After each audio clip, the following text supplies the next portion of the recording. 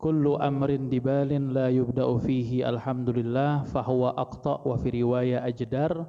Kata Nabi Muhammad, setiap amal perbuatan, setiap sesuatu, segala sesuatu, setiap perbuatan, setiap perkumpulan yang apabila tidak dimulai dengannya kalimat hamdalah, maka perkumpulan tersebut menjadi perkumpulan yang kurang barokah.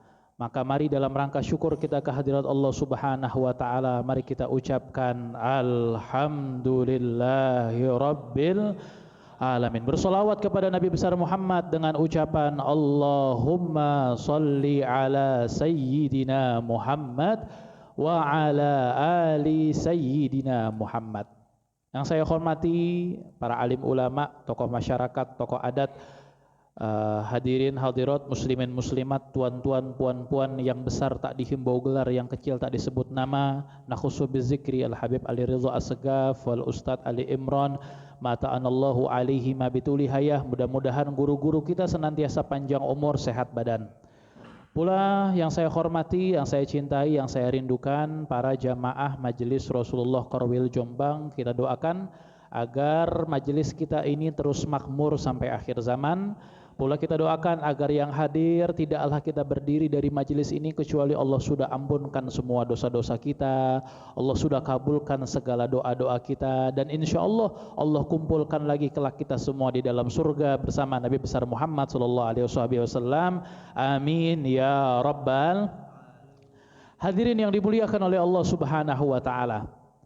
Al-Imam Abdullah bin Alwi Al-Haddad beliau mengatakan, semua manusia, siapapun orangnya, siapapun manusianya, itu menginginkan yang namanya kebahagiaan. Nah, kuncinya kebahagiaan, kata beliau, adalah al-qurbu minallah, dekat kepada Allah.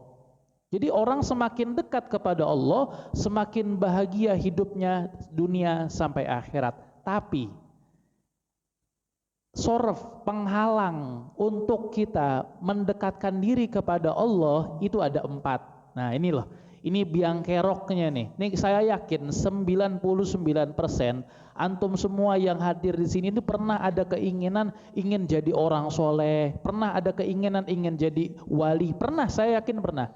Nah tapi kok kenapa ya, kok nggak bisa ya? Saya mau tanya Beb, saya itu sholat sudah puluhan tahun Beb, tapi sampai sekarang nggak khusyuk lah nih sholat saya. Apalah penghalangnya nih Beb? Nah penghalangnya untuk mendekatkan diri kepada Allah, penghalangnya ada 4. Yang pertama, al-jahlu, bodoh, nggak pernah dekat ulama, nggak pernah hadir majelis, nggak pernah mondok, nggak pernah belajar ilmu, nggak pernah dengar ceramah, nggak pernah dengar pengajian ilmu, nggak pernah datang ke majelis taklim. Akhirnya semakin dia nggak tahu tentang ilmu agama Islam, semakin jauh dia dari Allah Subhanahu wa taala. Nauzubillahi min dzalik. Kata Rasulullah, hadirin ini coba didengarkan nih, kata Rasulullah, salah satun yuhibbuhumullahu yaumal qiyamah. Nanti di hari kiamat, semua orang ketakutan, semua orang kebingungan, semua orang kehausan, semua orang kepanasan, semuanya. Tapi ada 3 orang yang gak bakal ketakutan, gak bakal kehausan, gak bakal kepanasan, gak bakal kebingungan. Siapa di antara 3 orang itu?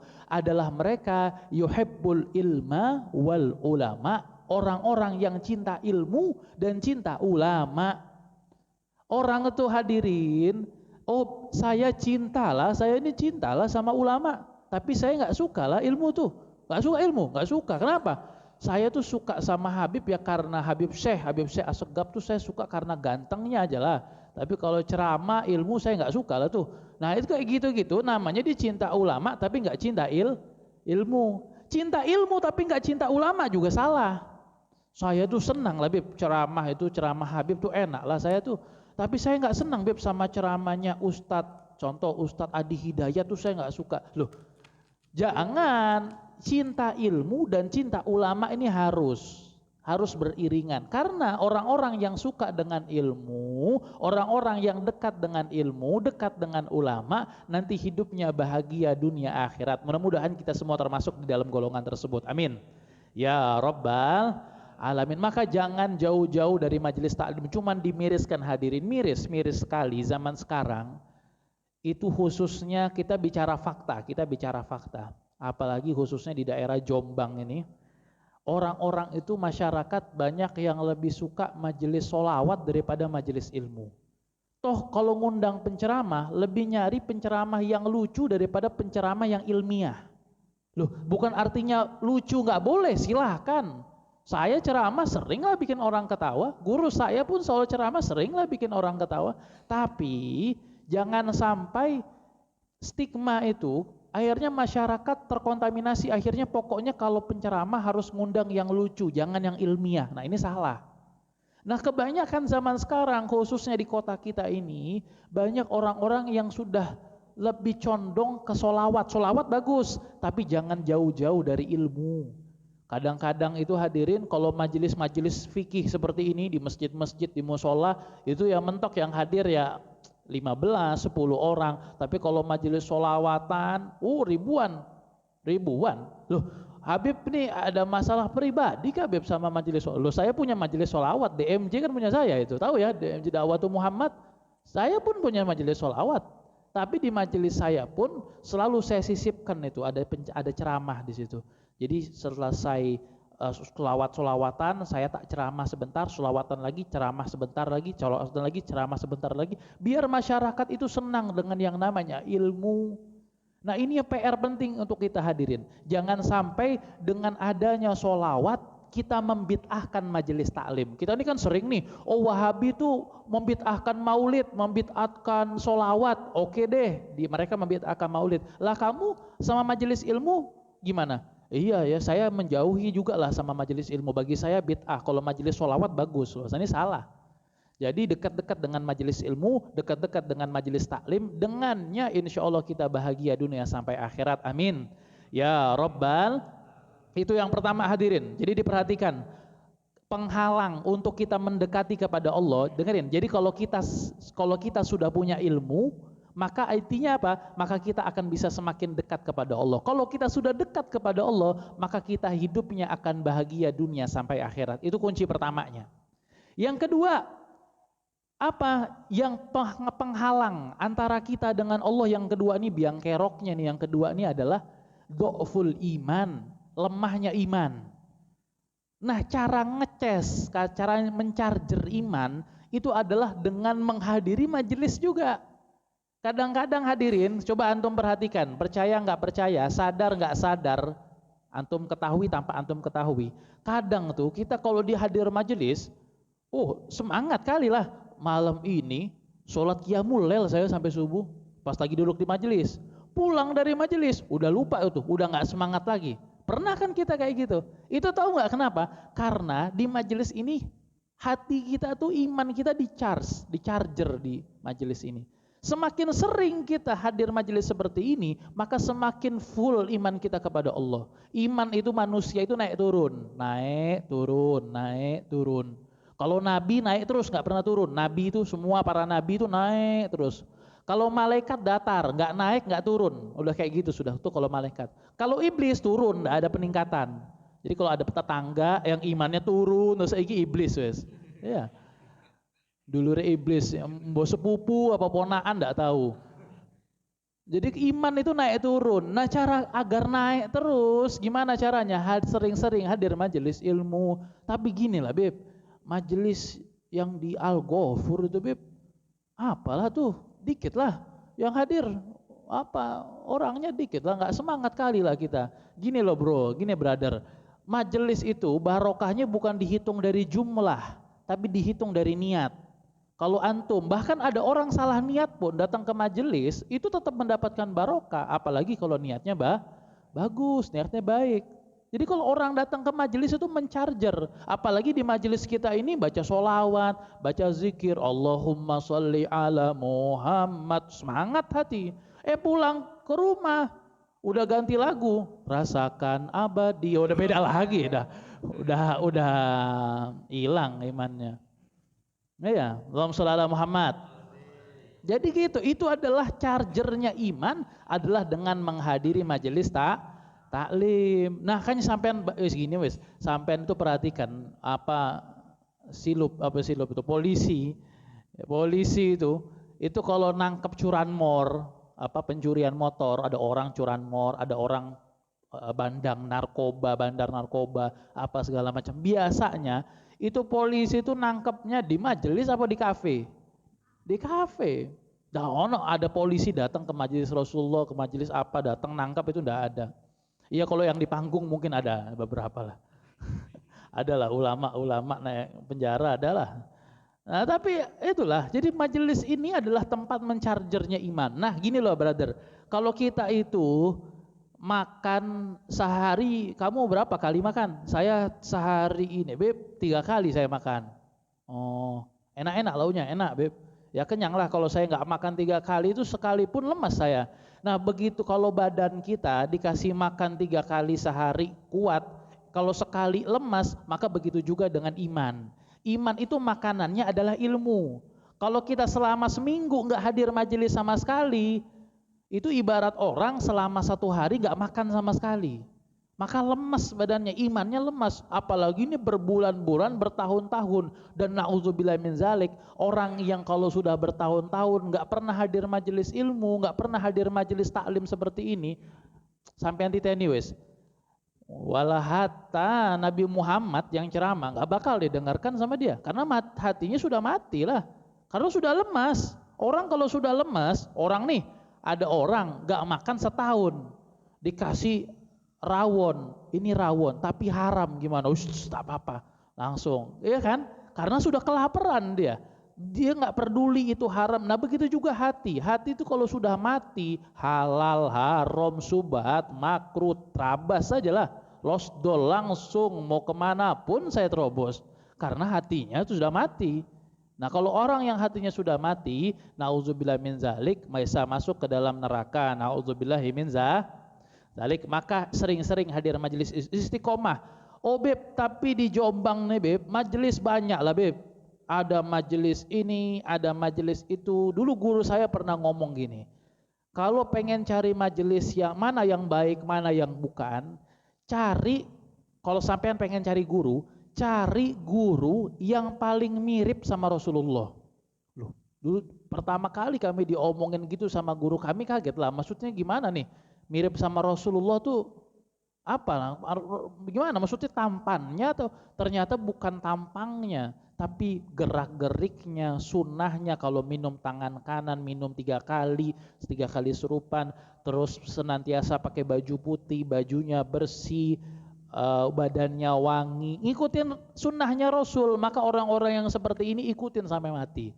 Tapi kalau sampean datang ke majelis bukannya diajak sholawatan, diajak topo di gunung, diajak apa, bakar menyan, bakar apa, ambil orangnya itu kumus-kumus, jenggotnya sing siji ngalor, sing siji ngidul, semua segala macam, gini nggak bisa diikuti. Loh, tapi sakti lah dia Beb. Oh, iblis pun lebih sakti daripada dia. Nah, iblis pun lebih sakti, dia ini saktinya biasa aja. Udah nggak sakti, jelek pula. Nah, jangan diikuti. Cari yang mirip sama Rasulullah, akhlaknya mirip, budi pekertinya mirip, gerak-geriknya mirip sama Rasulullah. Dengannya insya Allah kita selamat dunia sampai akhirat. Yang ketiga, orang sawarif, penghalang untuk kita mendekatkan diri kepada Allah. Yang ketiga adalah aklul haram, memakan makanan yang haram. Hati-hati, jangan suka makan makanan haram, apalagi makruh, syubhat dan segala macamnya. Karena kata Rasulullah, man akalal haram asad jawarihuhu sya'am aba. Barang siapa yang makan makanan haram, maka dengan sendirinya anggota badannya akan melakukan kemaksiatan. Kemarin saya lagi di kota Deli Serdang, Sumatera Utara. Selesai saya ceramah, tidurlah saya di hotel, di villa. Saya tidur di villa, ditelepon saya, Habib, besok pagi tolong Beb isi pengajian di pondok pesantren Darul Adib di daerah Deli Serdang. Oh ya, siap Ustadz. Dalam rangka apa Ustadz? Ini Beb ada bedah buku makanan haram. Saya pun hadir. bedah buku jadi tentang bahayanya makanan haram.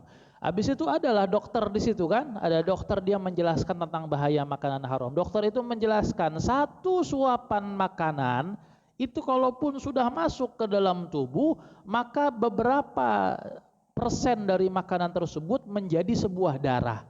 Darahnya itu masuk ke dalam jantung, jantungnya itu menyemprotkan darah itu ke otak, maka kalau makanannya haram, maka otaknya pun akan mengirannya haram, haram, maksiat, maksiat, dosa, dosa.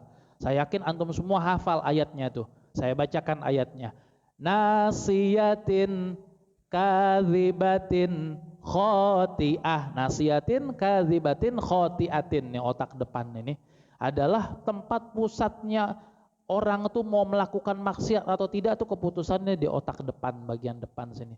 Maka hati-hati, jangan suka makan makanan yang haram, jangan suka makan makanan yang syubhat, apalagi riba dan segala macamnya. Kita ini yang kiai aja ditawarilah. Semalam saya dapat WhatsApp itu, Assalamualaikum, butuh uang, pinjaman bunga 0%.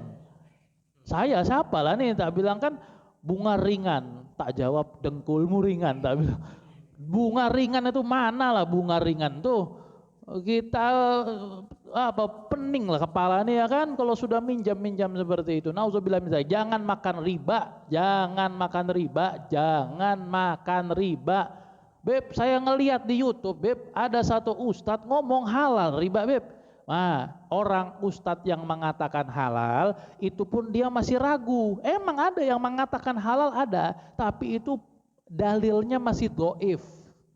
Enggak benar, karena ada dua dosa, cuman dua dosa yang hukumannya bukan neraka, tapi berantem sama Allah. Bayangin nih, ada dua dosa yang hukumannya bukan masuk ke neraka, bukan, tapi berantem sama Allah. Apa? Yang pertama, man adali waliyan faqad adzantuhu bil harb.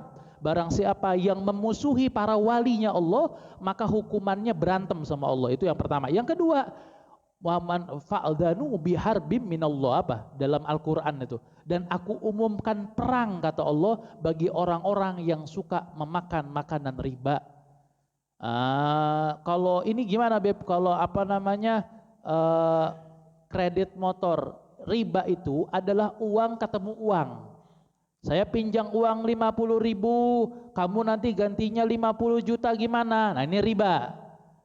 Kalau kredit, Bapak ini ada NMAX tahun berapa, Pak? Tahun 2011 ini, Beb. Oh, bolehlah saya kredit nih, Pak. Boleh. Berapa harganya, Pak? Ini per bulannya, Beb, 700.000. Cuman komisi lah, Beb, 750 gimana? 50 buat saya. Oke, nggak apa-apa. Ini jadi itu pun enggak apa-apa. Insyaallah. Nah, kita doakan untuk beliau mudah-mudahan senantiasa sehat walafiat. Amin. Ya rabbal alamin. Alhamdulillah.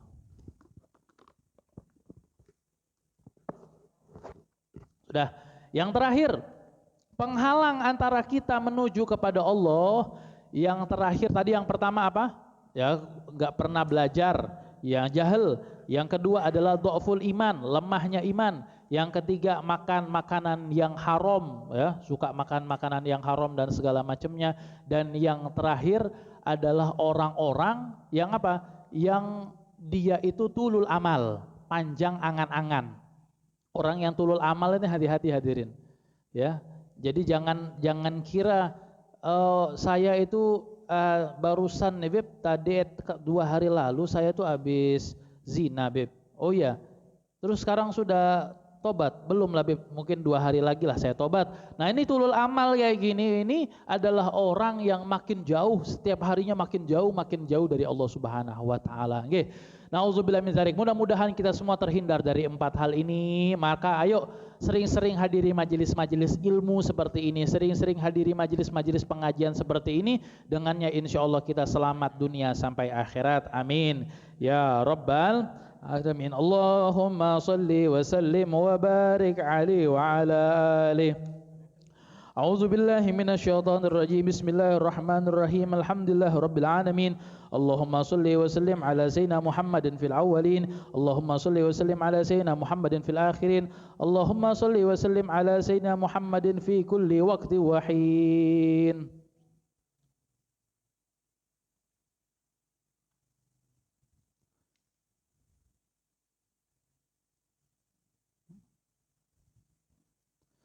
ولقد عشرت لنأتي من أوصافه تحيي القلوب تهيج الأشجان والله قد أثنى عليه فما يساوي قول منا أو يكون ثنانا لكن حبا في سرائر قد دعا لمدي صفة ربنا وحدانا وإذ امتزجنا بالمودة ها هنا نرفع أيدي فكرنا ورجانا للواحد الأحد العلي إلهنا متوسلين بمن إليه دعانا مختاره وحبيبه وصفيه زين الوجود به إله حبانا يا ربنا يا ربنا يا ربنا بالمصطفى اقبلنا عجب دعوانا أنت لنا أنت لنا أنت لنا يا ذخرنا في هذه الدنيا وفي أخرانا أصلح لنا الأحوال واغفر ذنبنا ولا تؤاخذ ربي إن أخطأنا واسلك بنا في نهج طه المصطفى ثبت على قدم الحبيب خطانا أرنا بفضل منك طلعة أحمد في بهجة عين الرضا ترعانا واربط به في كل حال حبلنا وحبالا من ودع ومن والانا والمحسنين ومن أجاب نداءنا وذوي الحقوق وطالبا عوصانا والحاضرين وسائيا في جمعنا ها نحن بين يديك أنت ترانا ولقد رجوناك فحقق سعننا واسمع بفضلك يا سميع دعانا وانصر بنا سنة طه في بقاء أرض واقمع كل من آدانا وانظر إلينا واسكنا كأس الهنا واشف وعاف عاجلا مرضانا واقضي لنا الحاجات واحسن ختمنا عند الممات وأصلحا عقبانا يا رب واجمعنا وأحبابا لنا في ذلك الفردوس يا رجوانا يا رب واجمعنا وأحبابا لنا في ذلك الفردوس يا نجوى يا رب واجمعنا وأحبابا لنا في ذلك الفردوس يا رجوانا بالمصطفى صل عليه وآله ما حركت ريح الصبا عوصانا سبحان ربك رب العزة عما يصفون والسلام على المرسلين والحمد لله رب العالمين. الصلاة والسلام عليك يا سيد المرسلين الصلاة والسلام عليك يا ختم النبيين الصلاة والسلام عليك يا من أرسله الله رحمة للعالمين ورضي الله تعالى عن أصحاب رسول الله أجمعين. Sama-sama ikuti لا إله إلا الله الموجود في كل زمان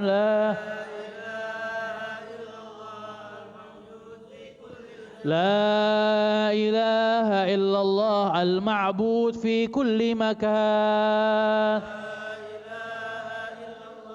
المعبود في كل مكان لا إله إلا الله المذكور بكل لسان إلا الله المذكور بكل لسان لا إله إلا الله المعروف بالإحسان لا المعروف بالإحسان لا إله إلا الله كل يوم هو في شان إلا الله كل يوم هو في شان لا إله إلا الله الأمان الأمان من زوال الإيمان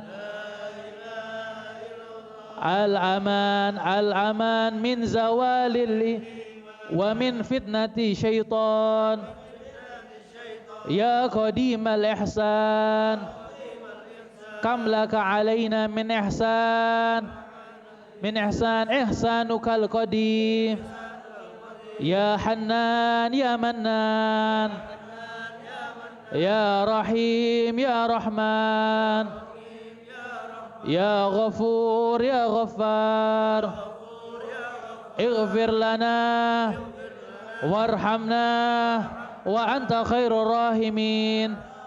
Wa sallallahu ala sayyidina Muhammadin wa ala alihi wa sahbihi wa sallam bi karamatil Fatihah. A'udzu billahi minasyaitonir rajim. Bismillahirrahmanirrahim. Alhamdulillahirabbil alamin arrahmanirrahim maliki yaumiddin. Iyyaka na'budu wa iyyaka nasta'in ihdinas siratal mustaqim siratal ladzina an'amta 'alaihim ghairil maghdubi 'alaihim waladdallin. Amin. Amin wal qabul insyaallah. Shadaqallahu qalam. Wallahu a'lam bisawab. Subhanakallahumma wa bihamdik asyhadu an la ilaha illa anta astaghfiruka wa atubu ilaik. Allahumma shalli ala Muhammad